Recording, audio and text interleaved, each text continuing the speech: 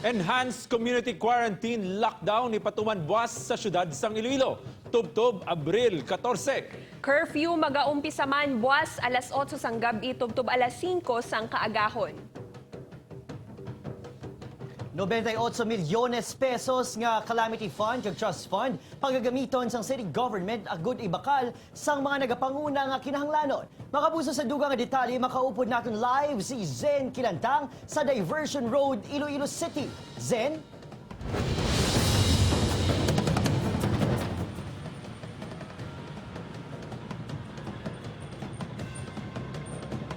Said Kate Adrian, gindesisyonan sang Iloilo City Government nga ipatuman ang enhanced community quarantine lockdown kasunod sang padayon nga pagsaka sang numero sang persons under monitoring kag persons under investigation sa syudad sang Iloilo. Ginkasugtan sang Iloilo City Government upod ang mga nagkalain-laing nga stakeholder nga ipatuman ang enhanced community quarantine o kun lockdown sa syudad sang Iloilo. Iniagud matap na ang paglapta sang coronavirus disease 2019, ilabi na nga wala sa gihapon sang available nga testing kits ang syudad.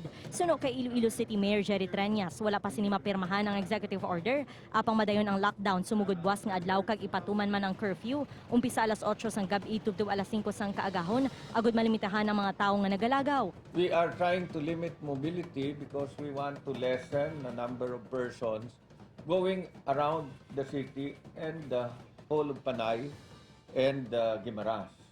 Isa-isa nga gintalakay ang mga nagapanguna nga kinahanglanon sa diin pagagamiton sang syudad ang calamity kag trust fund nga masobra 98 milyones pesos, 39 milyones pesos ang ginpain nga pondo para sa pagkaon, 7.2 million pesos sa medical supplies, 11 million sa personal protective equipment, may budget man sa testing kits kag proposed cash for work sa mga maapektuhan nga mga empleyado. Sa subong 50% na lang sa mga empleyado ang naga-duty sa City Hall, kalabanan sa mga may edad kag may sakit ginpahanugutan nga magtener sa ila balay. Samtang ang mga barangay dapat may development plan man antes makapain sang pondo halin sa ila quick response fund para sa ila mga kinahanglanon. So amo nang pwede nila magamit to respond sa COVID-19, no? Pwede nila ma-assist sa ilang mga indigents ng mga pumuluyo to support. Sa tion nga mapatuman ang lockdown, tanan nga public and private offices, business kag commercial establishments ang pasaraduhan. Ang bukas lang amo ang public markets, sari-sari stores, supermarket, groceries, convenience stores, ospital,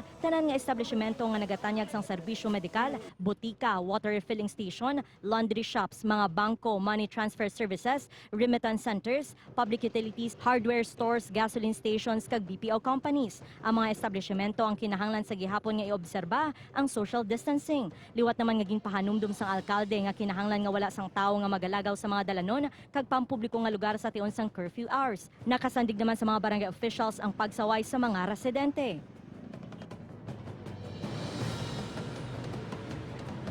Said naka-coordinate naman ang syudad sa mga nagkalain-laing nga government agencies agud masiguro nga tayuyon ang delivery sang basic goods pasulod diri sa syudad sang Iloilo. Said, Madam mga salamat, Zen Kilantang.